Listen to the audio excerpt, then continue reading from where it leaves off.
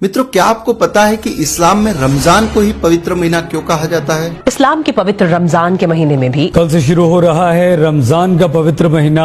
आज सबसे पहले रमजान के पाक और पवित्र महीने पर हो रही राजनीति पर मास्टर स्ट्रोक है। देश में पवित्र रमजान महीने की शुरुआत हो गई। इस्लाम में रमजान को पवित्र कहने का सबसे बड़ा कारण है कि इसी महीने में कुरान आसमान से जमीन पर उतारी गई थी, जिसके बाद से मुसलमानों को काफिरों की हत्या करने, बलात्कार करने, लूटने व धर्मांतरण करने का किताबी लाइसेंस मिल गया। इसके बाद इस्लाम के दो सबसे बड़े जिहाद जिस इस्लामिक महीने में अंजाम दिए गए वो रमजान का ही महीना था। 624 ईस्वी में पैगंबर मोहम्मद के नेतृत्व में इस्लाम की पहली और सबसे महत्वपूर्ण जंग रमजान के महीने में ही लड़ी गई थी, जिसको इतिहास में बदर की जंग के रूप में जाना जाता है।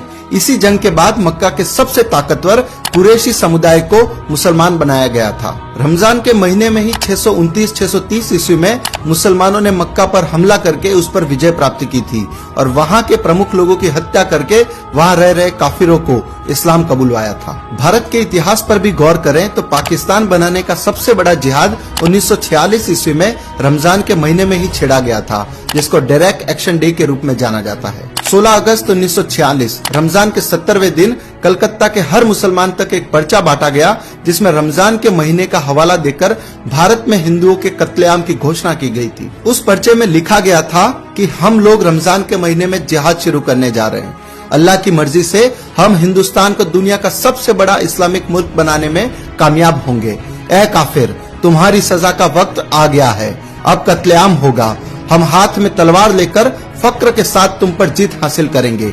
डायरेक्ट एक्शन डे कयामत का दिन होगा।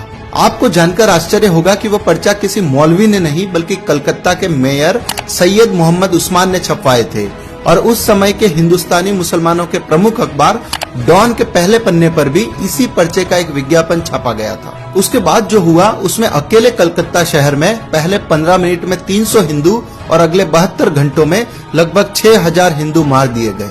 20,000 से अधिक लोग गंभीर रूप से घायल हुए और लगभग 1 लाख लोगों को अपना सब कुछ छोड़कर भाग जाना पड़ा। रमजान के दौरान हुए उस नरसंहार में हिंदुओं की मौत का सही आंकड़ा सामने नहीं आ पाए, इसलिए हिंदुओं की लाशों को नदी में बहा दिया गया। उस घटना के संबंध में कलकत्ता की एक बस्ती बेलिया घाट में अखाड़ा चलाने वाले जुगल चंद्र घोष ने बताया था कि मैंने बेशुमार लाशें देखी, हिंदुओं की लाशें। एक जगह 4 ट्रक खड़े थे, सभी में कम से कम 3 फीट की ऊंचाई तक लाशें भरी हुई थी। गुड़ की बोरियों की तरह वो ट्रकों पर लदे पड़े थे और उनसे खून टपक रहा था। वह सभी लाशें हिंदुओं की ही थी।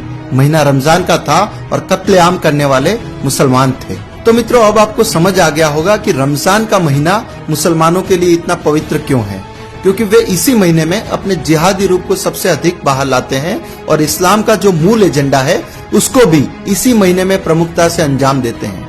लेकिन लोगों को बेवकूफ बनाने के लिए ये लोग रोजा, रूह अफ़ज़ा, इफ्तार, सेवैया, खजूर, ज़कात और इबादत का स्वांग रचते हैं, जिसे आम हिंदू समझ नहीं पाता और वह अपनी ही मौत के महीने को पवित्र महीना कहने की भूल करता है। लेकिन आज के इस वीडियो के बाद कम से कम हिंदू समाज को तो रमजान को पवित्र कहना बंद कर देना चाहिए और रमजान की सो कॉल्ड पवित्रता का जो सच इस वीडियो में बताया गया है उसको अधिक से अधिक लोगों में सर्कुलेट करना चाहिए।